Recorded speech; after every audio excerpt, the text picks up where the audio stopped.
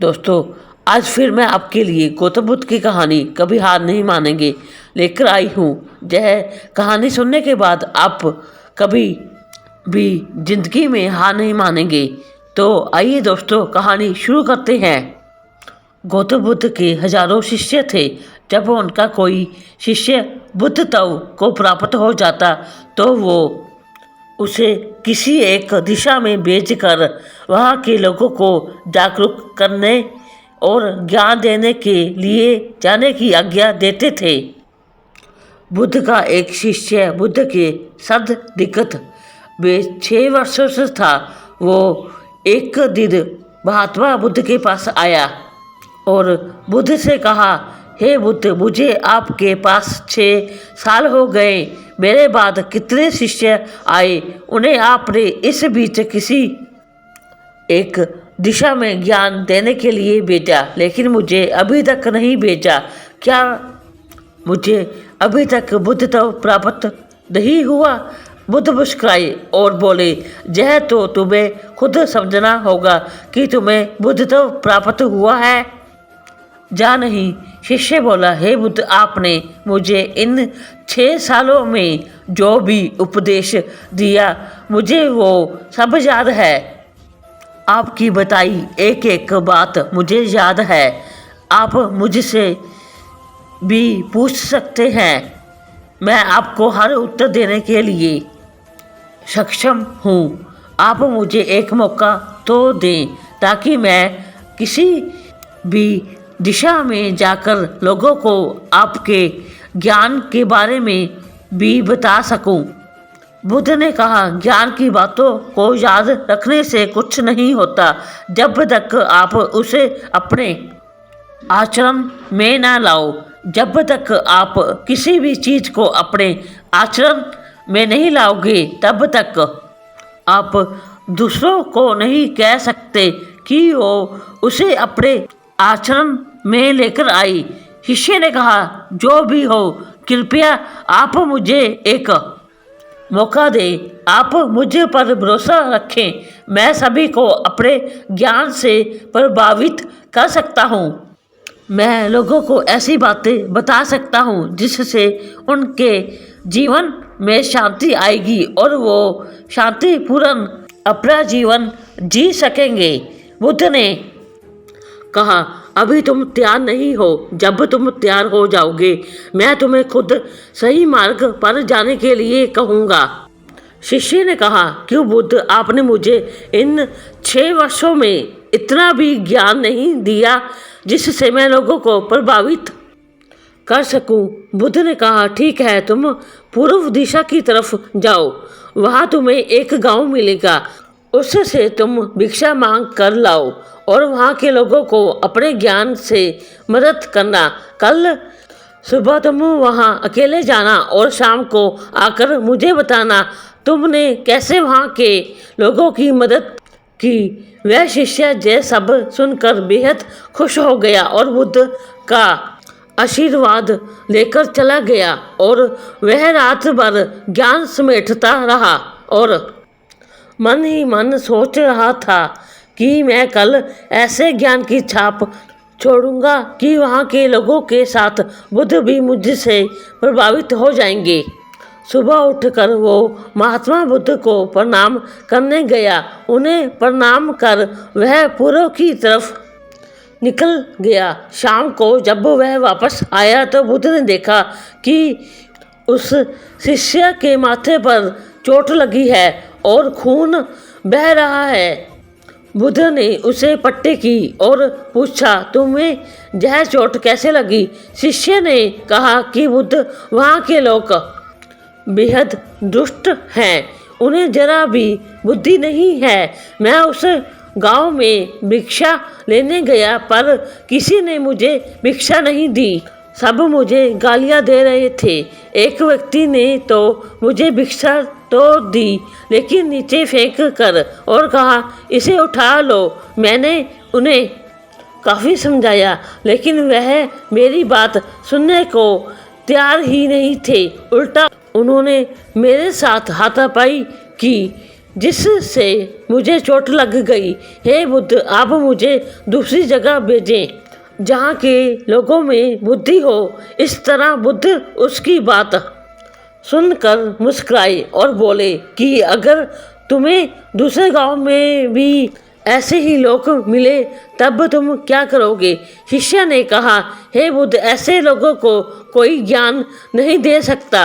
वह लोग अज्ञानी हैं, उन्हें कौन समझाए? बुद्ध ने कहा, वह लोग अज्ञानी नहीं बल्कि ज्ञानी हैं। उनके पास बहुत बुद्धि है परंतु उनके पास खुद का ज्ञान है। अब अगर तुम किसी दूसरे के ज्ञान को चोट पहुँचाओगे तो वह कुछ तो कहेंगे ही। तुम्हें ऐसे लोग हर जगह मिलेंगे, तब तुम अपना ज्ञान उन्हें कैसे दोगे? बुद्ध ने शिष्य को कहा कि आज तुम आराम करो, कल शाम को मेरे पास आना। शिष्य बुद्ध को प्रणाम करके चला गया। अगली शाम जब वह वापस बुद्ध के पास आया तब वहाँ एक और बुद्ध का शिष्य मौजूद था।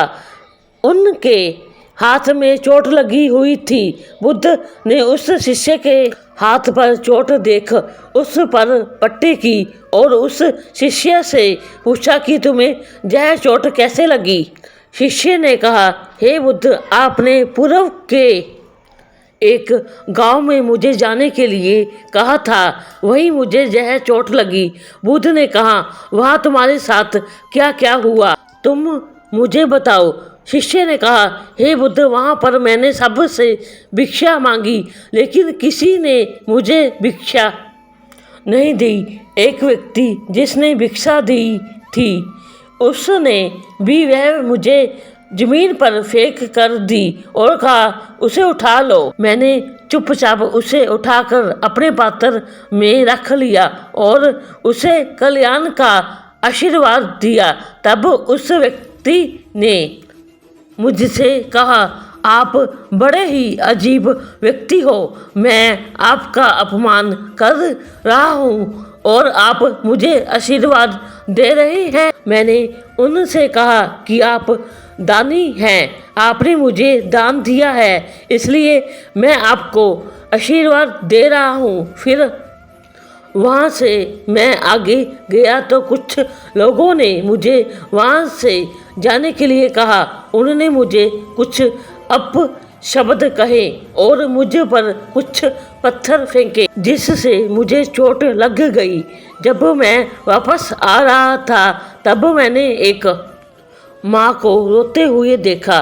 वह अपने बीमार बच्चे को लेकर चिंतित थी। मैं तुरंत जंगल से जाकर उसके लिए जड़ी बूटी ले आया लेकिन वहाँ के लोग मुझे जड़ी बूटी देने नहीं दे रहे थे। फिर मैंने उनसे विनती की कि वह मुझे उस बच्चे का इलाज करने दे।